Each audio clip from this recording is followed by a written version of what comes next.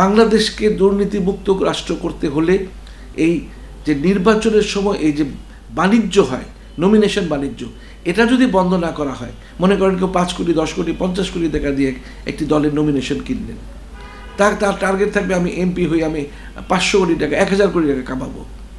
সুতরাং এই যে নমিনেশন বাণিজ্য, দলীয় পদ পেতে হলে বাণিজ্য, অনেক টাকা দিয়ে পদ পেতে হয়, এইসব যদি বন্ধ না করা যায়, কারণ এই নমিনেশন বাণিজ্য বন্ধ না করলে আপনার কখনোই বাংলাদেশ থেকে দুর্নীতি যাবে না।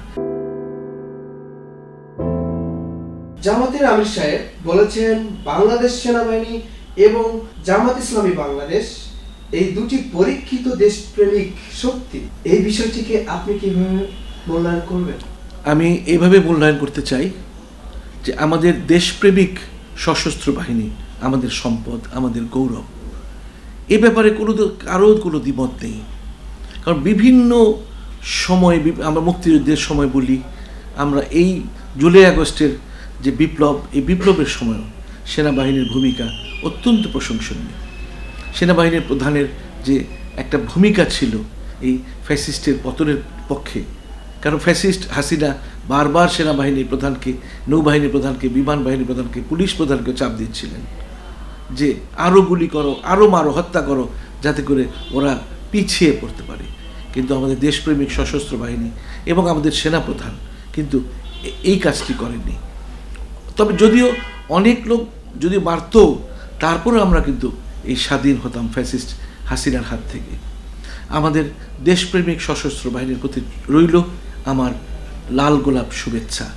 তবে জামাত ইসলাম একটা রাজনৈতিক দল, আমি জামাত ইসলামের তো সদস্য না, আমি জিয়া পরিষদের বা জাতীয়তাবাদী একজন মানুষ। আমি জামাত ইসলামের রাজনীতি কোনো সময় সমর্থন করিনি, যদিও তাদের রাজনীতির মধ্যে বাংলাদেশে জাতীয়তাবাদ আছে, ধর্মীয় মূল্যবোধ আছে, এবং আমি তাদের সঙ্গেও মিশেছি। তাদের মধ্যে তারা দুর্নীতিমুক্ত জীবনযাপন করে। তবে এই মুক্তিযুদ্ধে, 71-এর মুক্তিযুদ্ধে তাদের ভূমিকা তো একটা ছিল, এই যে পাক হানাদার বাহিনীর পক্ষে, সেটা তো আমরা ভুলিনি এখনো। কারণ আমি একজন যুদ্ধাহত মুক্তিযোদ্ধা হিসেবে আমার সেই দিনের স্মৃতিগুলি তো আমার মানসপটে ফুটে ওঠে যখন জামাত ইসলামের নামটা শুনি। তারপরেও এই দেশে তারা রাজনীতি করবে, কারণ তখনকার যারা ছিল, তখন যারা মানে পাক হানাদার বাহিনীর পক্ষে ছিলেন, তারা তো এখন কেউ নেই। এখন যারা নেতৃত্বে আছে তাদের ওই সময় হয়তো জন্মই হয়নি 71-এ। সুতরাং এখন তারা কিন্তু সেই মানে বাংলাদেশকে ভালোবাসে, বাংলাদেশের মানচিত্রকে ভালোবাসে, বাংলাদেশের পতাকাকে ভালোবাসে, বাংলাদেশের জাতীয় সঙ্গীতকে ভালোবাসে। সুতরাং তাদের প্রতি আমার কোনো ঘৃণা থাকার এখন কথা নয়, তাদেরও আমি ভালোবাসি। অন্তর্বর্তী সরকারকে আরো 2 বছর সময় দেওয়ার প্রয়োজন বলে দাবি তুলেছেন নুরুল হক নূর। এই বিষয়টিকে আপনি কিভাবে বলবেন? আমি অন্তর্বর্তী সরকারের যে প্রধান সেনাপতি, আমাদের গর্ব, নোবেল লরিয়েট যে প্রধান উপদেষ্টা ডক্টর মোহাম্মদ ইউনূস সাহেব, আমাদের একটা গর্ব যে আমরা তার মতো একজন নেতাকে পেয়েছি।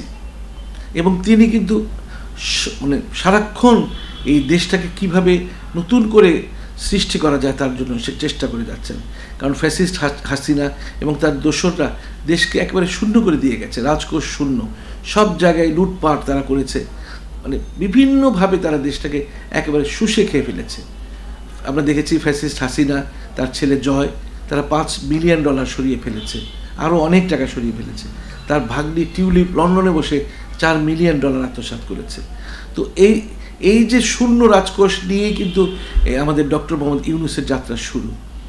তো এখন উনি বিভিন্ন সংস্কারমূলক ব্যাপারে উনি হাত দিয়েছেন, বিভিন্ন সংস্কার কমিটি করেছেন। এখন ওনাকে তো সময় দিতে হবে, কারণ উনি যেভাবে ওনাকে যে তার যে একটা ইমেজ রয়েছে সারা বিশ্বে, মুসলিম কান্ট্রিগুলি বলুন, মধ্যপ্রাচ্যে বলুন, আমেরিকা বলুন, কানাডা বলুন, ইউরোপীয় ইউনিয়ন বলুন, সব জায়গায় কিন্তু ওনার একটা আলাদা গ্রহণযোগ্য আছে। উনি কিছু চাইলে ওয়ার্ল্ড ব্যাংক থেকে শুরু করে কেউ কিন্তু না করতে পারবে না। যদিও আমাদের এখন অর্থনৈতিক অবস্থা খুবই খারাপ করে দিয়ে গেছে গত সরকার। তো ইউনূস সাহেবকে সময় দিতেই হবে, অন্তর্বর্তীকালীন সরকারকে 2 বছর সময় দিতে হবে। তারা দেশটাকে নতুন করে সৃষ্টি করুক। যদিও কিছু দুর্বলতা তাদের মধ্যে রয়েছে, যেমন পুলিশ বাহিনীটাকে এখনও ঠিকমতো গঠন করতে পারলো না। পুলিশ খুবই দরকার, প্রশাসন চালাতে, আইন শৃঙ্খলা মানে রক্ষা করতে পুলিশ বাহিনী দরকার। এইটা কিন্তু এই অন্তর্বর্তীকালীন সরকারের প্রধান করা উচিত। প্রধান আমি মনে করি যে এটা 1 নম্বর ক্রাইটেরিয়া। আর 2 নম্বর হলো যে অর্থনীতিটাকে সবল করা। আমাদের এখনও এলসি খোলা যাচ্ছে না, এখনও ডলারের দাম হু হু করে বেড়ে যাচ্ছে 127 টাকা আজকে। তো এখন এই ডলারের দাম কমাতে হবে, একটা পর্যায়ে আনতে হবে যে মানুষ এই ডলার কিনতে পারে। ডলারে এত দাম বাড়লে তো আমাদের টাকার অবমূল্যায়ন ঘটবে। তো রেমিটেন্স আসতেছে ডক্টর মোহাম্মদ ইউনূসের ডাকে, বিভিন্ন ব্যাংক আর্থিক প্রতিষ্ঠান বাংলাদেশকে সহযোগিতা করছে। তবে এখন অর্থনীতিকে চাঙ্গা করতে অন্তর্বর্তীকালীন সরকার আমিও সমর্থন করি 2 বছর থাকতে হবে। কিন্তু এখানে বিনিয়োগ, যারা বহির্বিশ্ব থেকে বিনিয়োগ করবে, বিদেশি বিনিয়োগ এবং লোকাল বিনিয়োগকারী কেউ কিন্তু ঠিক মতো মানে সাহস পাচ্ছে না যে এই সরকার কতদিন থাকবে। যদি অল্প সময়ের জন্য থাকে তাহলে তো পরবর্তী সরকার এসে কোন ধরনের পলিসি দিবে সেই জন্য বিনিয়োগকারীরা কিন্তু বিনিয়োগ করতে আগ্রহী হচ্ছেন না। আমি মনে করি অন্তর্বর্তীকালীন সরকারের প্রধানকে এই 2 বছর কথাটাকে পরিষ্কার করে জাতির সামনে বলতে হবে যে আমরা 2 বছর থাকবো, সব কিছু আমরা তৈরি করবো, তারপর নির্বাচন দেব। সময়টা যদি তিনি পরিষ্কার করে না বলেন তাহলে কিন্তু বিনিয়োগকারীরা বিনিয়োগ করতে উৎসাহিত হবে না। উনি যদি পরিষ্কার করে কথাটা বলে দেন যে না, আমরা দেশকে গঠন করতে, সংস্কার করতে 2 বছর লাগবে, 2 বছর পরে আমরা নির্বাচন দিব, তাহলে বিনিয়োগকারীরা কিন্তু বিদেশি বিনিয়োগকারী, দেশীয় বিনিয়োগকারী এরা কিন্তু দেশে বিনিয়োগ করবে। তার বিনিয়োগ করলেই অর্থনীতি অনেক চাঙ্গা হয়ে যাবে। যেসব কলকারখানা বন্ধ হয়ে গেছে, যেমন বেক্সিমকোর অনেকগুলো কলকারখানা বন্ধ হয়ে গেছে, সেগুলোকে নতুন করে চালু করতে হবে। চালু করে দেশের অর্থনীতিটাকে সুন্দর করতে হবে 1 নম্বর। আর 2 নম্বর আইন শৃঙ্খলা পরিস্থিতিটাকে মানে স্বাভাবিক করতে হবে। কারণ পুলিশকে এখন বোঝাতে হবে যে পুলিশ এখন নিরাপদ। অনেক পুলিশ আছে কাজে যায় না, বলে আমরা তো ভয় পাই, আমাদের নিজেরই নিরাপত্তা নাই, আপনাদের কেমন করে নিরাপত্তা দিব। এই বোধটা তাদের সৃষ্টি করতে হবে যে আপনারা এখন নিরাপদ, আপনারা মানে নির্ভয়ে কাজ করুন, তবে কোনো দলের লেজুর ভিত্তি করবেন না, কারো কথা শুনবেন না, আইনের পথে যাবে। আপনারা এই দিকটা খেয়াল করে আপনারা কাজে ফিরে আসুন। আমরা দেখি যে এখন সার্জেন্ট, পুলিশ সার্জেন্ট, তারপর ট্রাফিক পুলিশ, এদের রাস্তা দেখাই যায় না, দেখা গেলেও চুপচাপ এক কোনায় দাঁড়িয়ে থাকে। তাহলে তো হবে না, থানাগুলোকে শক্তিশালী করতে হবে। তবে থানার ভিতরে কোনো রকম জুলুম করা যাবে না। ওই যে বিভিন্ন মানুষকে ধরে এনে, অবশ্য সেই দিন চলে গেছে, সেই ফ্যাসিস্ট হাসিনা নেই এখন, তারা যা করে গেছে দেশে এটা তো ভুলবার নয়। এবং এই হাসিনার বিচার না হওয়া পর্যন্ত, হাসিনার দোষরদের বিচার না হওয়া পর্যন্ত আমি মনে করি কোনো, এবং এই একটা যে মেন্টালিটি, এই একটা মিথ তৈরি করতে হবে যে অন্যায় করলে তাকে বিচারের সামনাসামনি হতেই হবে। এই বোধটা ভবিষ্যতে যারা রাজনীতি করবে, ভবিষ্যতে যারা ক্ষমতা আসবে, তাদের মধ্যেও এই বোধটা থাকতে হবে যে অন্যায় করে পার পাওয়া যাবে না, দুর্নীতি করে পার পাওয়া যাবে না, দেশকে ভালোবাসতে হবে। দেশে যদি রাজনীতি করতে চান দেশকে ভালোবাসুন, দুর্নীতি করবেন না। আর সবচেয়ে বড় কথা, চেঞ্জ টিভির মাধ্যমে আমি দর্শকদের এবং সবাইকে জানাতে চাই যে বাংলাদেশকে দুর্নীতিমুক্ত রাষ্ট্র করতে হলে এই যে নির্বাচনের সময় এই যে বাণিজ্য হয়, নমিনেশন বাণিজ্য, এটা যদি বন্ধ না করা হয়, মনে করেন কেউ 5 কোটি, 10 কোটি, 50 কোটি টাকা দিয়ে একটি দলের নমিনেশন কিনলেন, তার টার্গেট থাকবে আমি এমপি হই, আমি 500 কোটি টাকা, 1000 কোটি টাকা কামাবো। সুতরাং এই যে নমিনেশন বাণিজ্য, দলীয় পদ পেতে হলে বাণিজ্য, অনেক টাকা দিয়ে পদ পেতে হয়, এইসব যদি বন্ধ না করা যায়, কারণ এই নমিনেশন বাণিজ্য বন্ধ না করলে আপনার কখনোই বাংলাদেশ থেকে দুর্নীতি যাবে না। এটা আমাদের নির্বাচন যারা কমিশন যারা কাজ করছেন, নির্বাচন সংস্কার কমিটি, তাদের এটা বিশেষভাবে খেয়াল করতে হবে যে সৎ মানুষকে দিতে হবে, যোগ্য লোককে নমিনেশন দিতে হবে, তার টাকা আছে কি নাই, তারপরে দল থেকে তাকে টাকা দিয়ে তাকে জিতিয়ে আনতে হবে। ওই মাননীয় সংসদ সদস্যরা তাদের দুর্নীতি করে আবার টাকা কামাতে হবে। ইউনিয়ন পরিষদ চেয়ারম্যান একটা বিশাল অঙ্ক দিয়ে তাকে নমিনেশন দিতে হয়। যদি নির্বাচন 5 কোটি টাকা দিয়ে নমিনেশন কিনে তাকে 500 কোটি টাকা ইনকাম করতে হবে, তাই তো হচ্ছে বাংলাদেশে।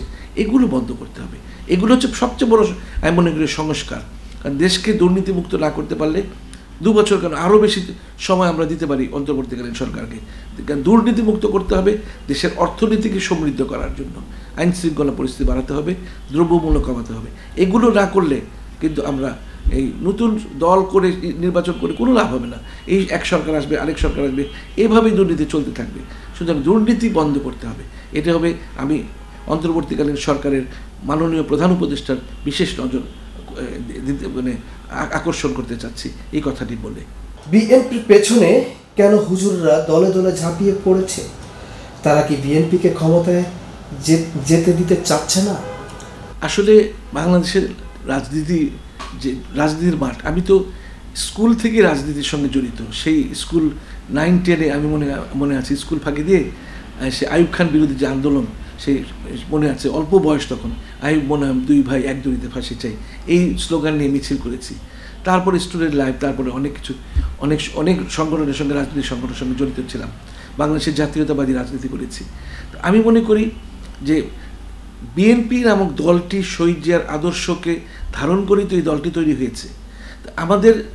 আমি মনে করি যে শহীদ জিয়ার আদর্শকে যদি ধারণ করতে পারে বিএনপি, তাহলে বিএনপি এগিয়ে যাবে। কারণ শহীদ জিয়ার আদর্শের যে চেতনা, এই চেতনাকে কিন্তু লালন করতে হবে বিএনপিকে। অন্য কারোর লেজুর ভিত্তি করা যাবে না। শহীদ জিয়ার আদর্শের বাইরে এক চুলও এদিক ওদিক করা যাবে না। তাহলে বিএনপি কিন্তু সারা জীবন মানুষের মধ্যে একটা অম্লান হয়ে থাকবে যে বিএনপি নামক রাজনৈতিক দলটি, যে দলটি শহীদ জিয়ার হাত ধরে তৈরি হয়েছে। এখন আরও দল আছে, ইসলামিক বিভিন্ন দল আছে, জামাত ইসলামী আছে, হেফাজত ইসলামী আছে, তারা তাদের মতো রাজনীতি করবে, বিএনপি বিএনপির মতো রাজনীতি করবে। কিন্তু আওয়ামী লীগের বা জাতীয় পার্টির এই দেশে রাজনীতি করার কোনো অধিকার নেই। কারণ জাতীয় পার্টি ছিল আওয়ামী লীগের, ফ্যাসিস্ট আওয়ামী লীগের দোসর। জামাত ইসলাম তার মতো রাজনীতি করুক, হুজুররা তাদের মতো ইসলামিক আন্দোলন করুক, কিন্তু বিএনপির পিছনে রাখার তো কোনো দরকার নেই। বিএনপি বিএনপির মতো চলবে, আপনারা আপনাদের মতো চলুন। যাকে জনগণ ভালোবাসবে, যারা জনগণের শ্রদ্ধা উপার্জন করতে পারবে, তারাই সরকারে আসবে। আমি মনে করি যে অনেক চাঁদাবাজি ঘটছে। আমি আজকেও খবর পেলাম যে একটি দলের নাম করে অনেকে চাঁদাবাজি করছে। এগুলো করলে আমাদের যে দেশ নায়ক তারেক রহমান কিন্তু বারবার নিষেধ করছেন যে মানুষের মন জয় করুন,